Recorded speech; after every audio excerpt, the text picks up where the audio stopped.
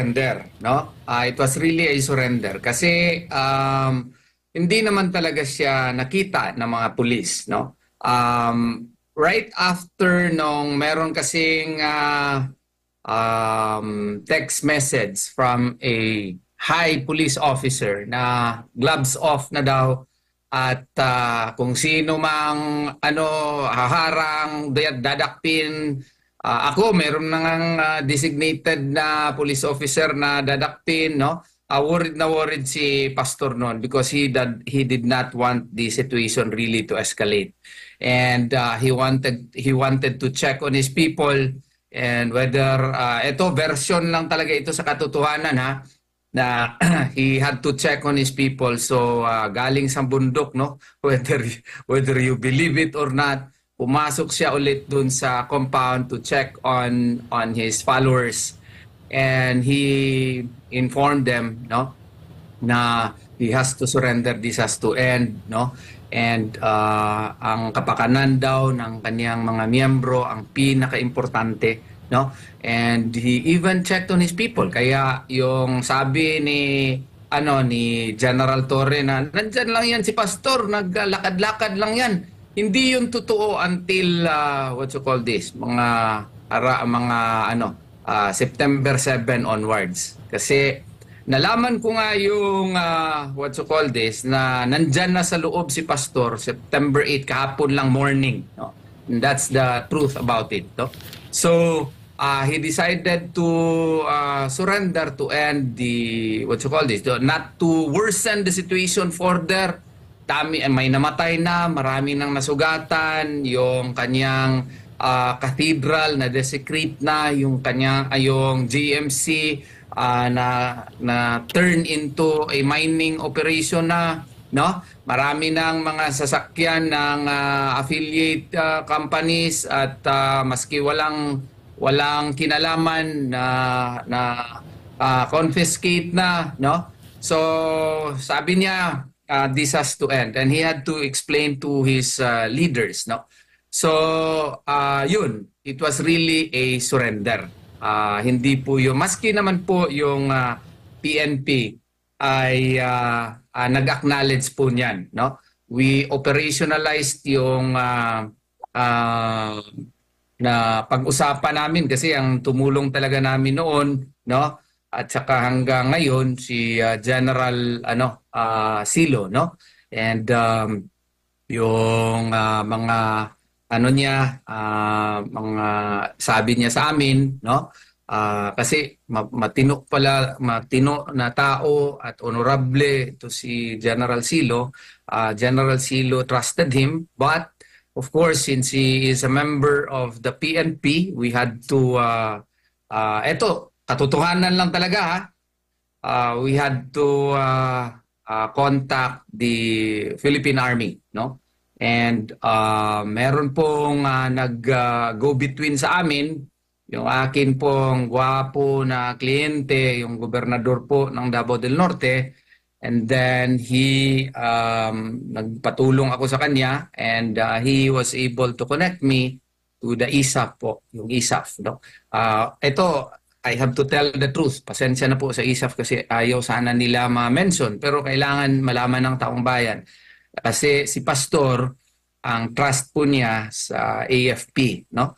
So, yun, nagkita kami ng mga opisyal ng ng ISAF, and then si Colonel Cabading, si Colonel Ruiz, and then ang napag-usapan kasi hindi talaga po pwede na yung arresting officer ay yung maggawa ng mga paperworks ay AFP. So we had to contact yesterday, si Colonel Ruiz had to contact General Macapas po. And then General Macapas had to coordinate with with the higher ups, no? And General Francisco, no? And then meron pa siya mga tinawagan po. So yun na po ang nangyari. We had to wait for the yung eroplano C-130 from Manila kasi tinawagan ni Colonel Ruiz yung what you call this, yung eroplano, yung kanyang boss po, at who was also a very good man, no, or who is a very good man, at nakarating po dito. Alam ko ayaw nila sabihin ito pero pasensya na po. Kailangan sabihin kaya para malaman ng taong bayan yung katotohanan.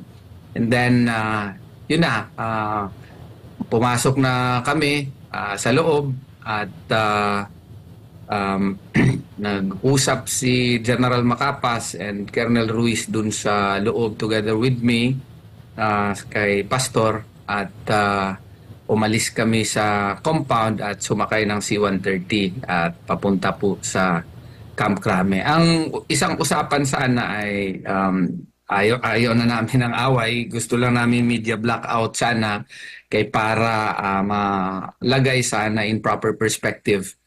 But then again, nag-request si General Macapas for just one picture para ma-submit naman sa kanyang higher ups, no? And nagpa-unlock po kami doon sa nasa eroplano na kami before mag-take off, no? Isang picture lang. So pinadala ni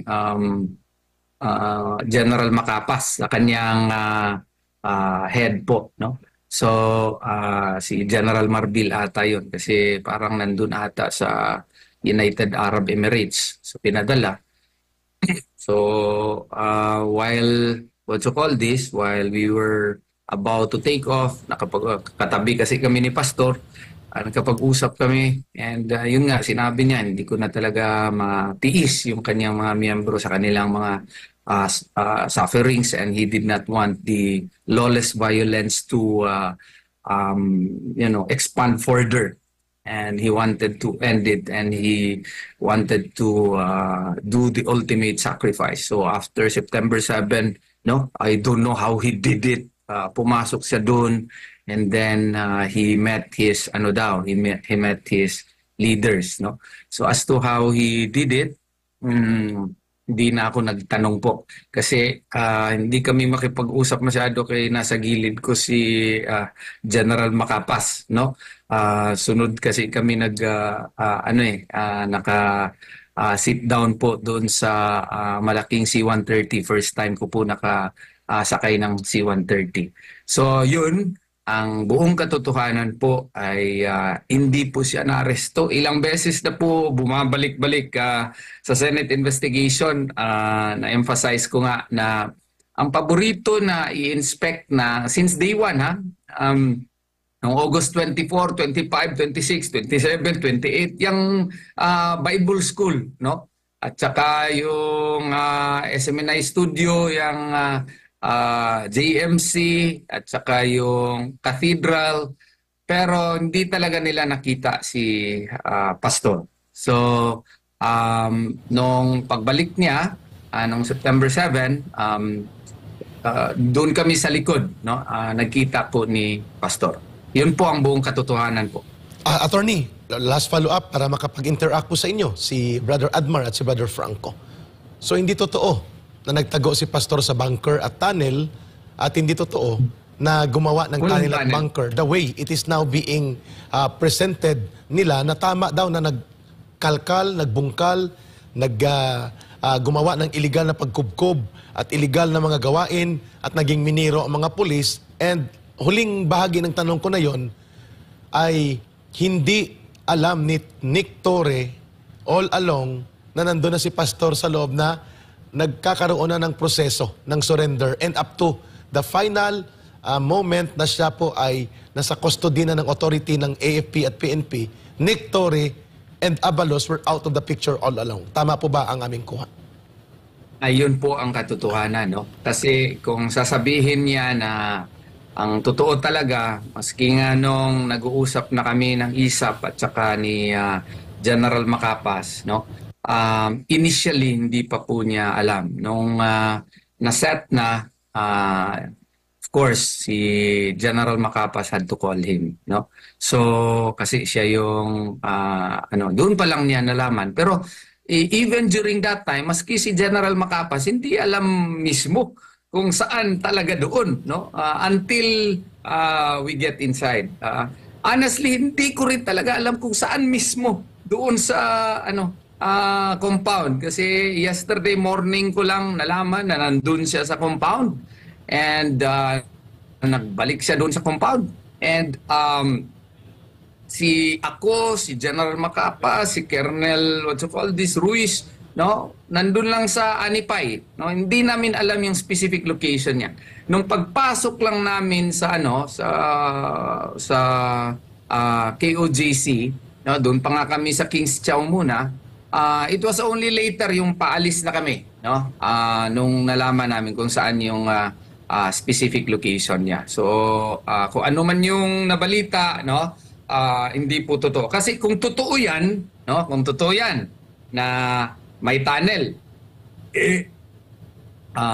yung nagsabi niyan would be clearly in bad faith kung alam niya kung saan ang location ni Pastor. Bakit ka nag-tunnel doon sa GMC several meters away from from the exact location of Pastor Apollo Siquibolo, only when he allowed himself to be picked up, no? Nag-choose kasi ng location si Pastor where he would like to be picked up, no?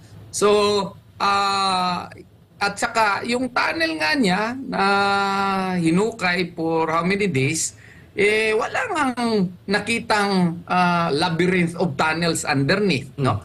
So kung sasabihin niya, alam niya kung saan yung tunnel pero hindi niya tinumbok, in bad faith yun. Bakit siya tunnel doon sa sa location na hindi naman pala yun ang real location, no? So, pero hindi na tayo magsisiraan ngayon ng husto. Kasi si Pastor Apollo Siquibuloy, no, sabi niya sa akin, he has no rancor in his heart, no. Wala siyang rancor, wala siyang galit sa kanyang puso, no. Ang kanyang gusto lamang is of course justice, no. Ano man 'yan ibig sabihin, na di siya galit, pero kung sino yung sino yung may mga kasalanan, let justice have its course. So, yun ang kanyang sabi po sa akin. Thank you, Attorney. Attorney, si Admar po ito. Marami kasing nagtatanong ngayon sa social media, kanino daw heartbeat yon? Yung mga namomonitor nila. Kaya nga yung mga heartbeat nila nag-move doon sa cathedral, doon sa GMC, pati sa GMC building, may heartbeat daw doon.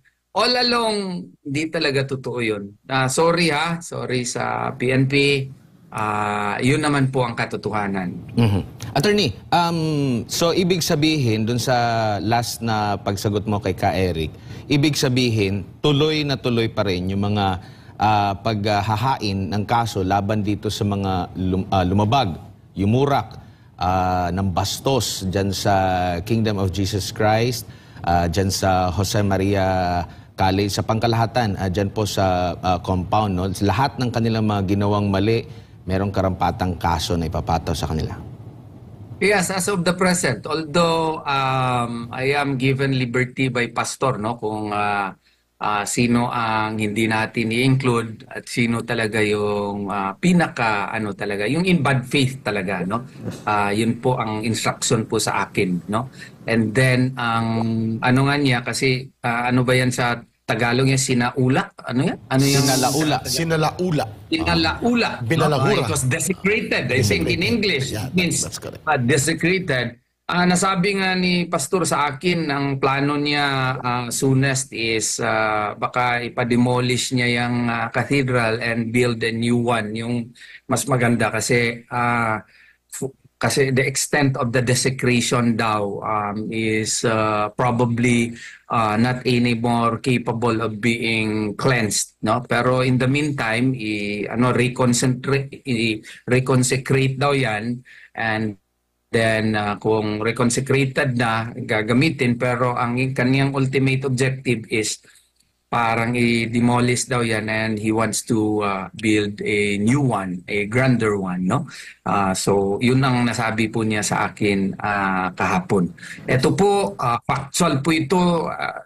Alam niyo naman ako, I only want to, as much as possible, I really want to be objective. Okay, para at the end of the day, credibility is one of the most important virtue of a man. Opo. Yung pong Opo, Yun attorney, yung sa ano naman po, sa Jose Maria College, ano naman po yung information after nito? Kayo po, meron kayong, kayo ang dean ng law school at kahapon ata, di ba, yung pag-uumpisa ng bar exam, kung di tayo nagkakamali. Balik na po ba or meron pa po bang parang leeway bago maglubusan na balik normal ang operasyon po ng JMC, ng law school po ninyo? Yes, we will be issuing a memorandum within the day. I would request my beautiful and highly intelligent na inaanak na assistant dean, si Attorney Resi Rizada, to craft a memorandum na right away of course ipalinis muna namin ngayong buong umaga and hapon, no? Request kami sa mga members, magpatulong kami na linisan yung ating eskwelahan kasi for a while kasi nagginawa yung boarding house po ng ating mga kaibigang mga pulis, no? So linisin at be sure na magiging presentable, and we will use it probably at the earliest tonight. Pero I have to be, I have to be realistic also. Parang ano pa rin, hybrid, no? Face to face, yung iba na gustong mag-online, i-open din natin yung possibility na online. Kasi yung iba kasi na-shock eh. Hindi sila makapaniwala sa mga nangyayari.